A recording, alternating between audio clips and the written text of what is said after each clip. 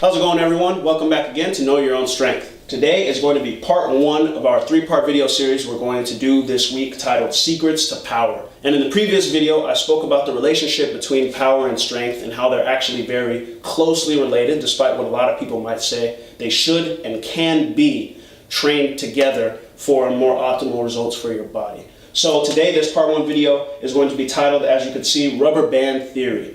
So what this will pertain to is basically, I call it rubber band theory because your muscles are actually very similar to rubber bands due to a component of them titled the elastic component.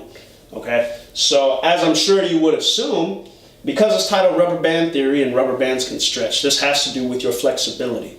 So this video will cover how your flexibility relates to your power. So let's get right into it. The reason I call it rubber band theory, as I said, because your muscles are very similar to rubber bands, and I'm going to tell you why. When you get a rubber band, if you go to wherever, Office Max or something, you go in your home office, you find rubber bands, I'm sure you'll notice that if you've ever, and everyone has done this, I'm sure, if you've ever shot a rubber band on your thumb or like made a rubber band gun with your hand when you're in third grade or something like that, you'll notice that the rubber bands that generally have a good amount of length, right? Not the ones that are overstretched, but the ones that generally are able to stretch a little bit longer as opposed to the ones that are tighter and not as warm, so to speak. The longer you can stretch the rubber band, the farther it's able to shoot once you release the tension. Now, because of a component of the muscle called the stretch shortening cycle, this has to do with plyometric training, which is usually jump training or running, kind of like speed training, but a little bit more complex. So the stretch shortening cycle is basically where the elastic components of your muscles come together to a point where when you stretch your muscle, for a quick moment that it is stretched before you contract, if you stretch first. So for example, if you're a boxer and you rear back to do a cross instead of just a straight jab, the cross is going to be stronger because of that stretch shortening cycle. So when you stretch back to do this motion, your pectoral, your deltoid muscles, they store energy for a second because of the tension that they're going to pull against each other. It's going to add an amount of force that comes with it, as opposed to if you were just a weak little jab or something like that. Okay, so that's how the stretch shortening cycle works. And that is why I call it rubber band theory. So just like a rubber band, the farther you are able to stretch it, the more tension that's going to build. It's going to get tighter and tighter.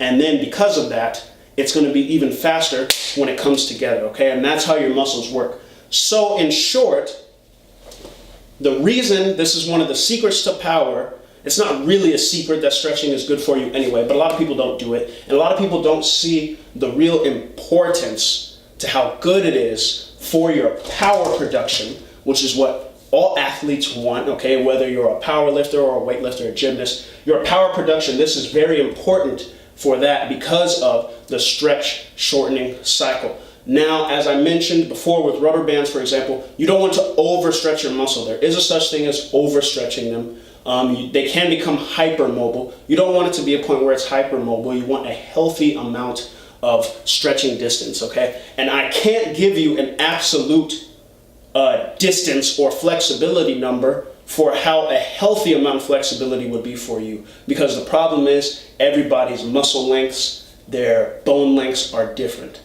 But basically, if you can touch your toes, you have some very good flexible muscles. And it's also relative to what you're doing. For example, a martial artist that wants to be able to do a roundhouse kick needs a little more variable degree of dynamic and static mobility and flexibility to have it optimal for their power. However, it does not hurt to stretch.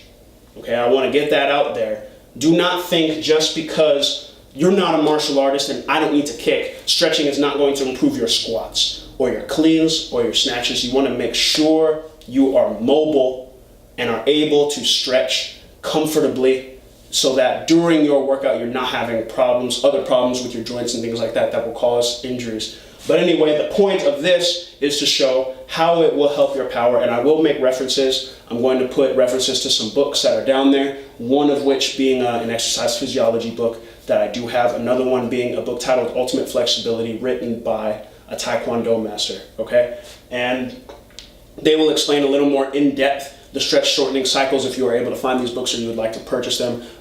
Both of these books, one of which I went to like Barnes & Noble or something, the other one, the exercise physiology book, I was on Amazon. But either way, you can find these books pretty readily. So I will reference them in the links down below. And as I said, if you stretch your muscles, the stretch shortening cycle will be able to have you build a little more power if you can stretch a little farther, and you'll be able to explode just a little bit better.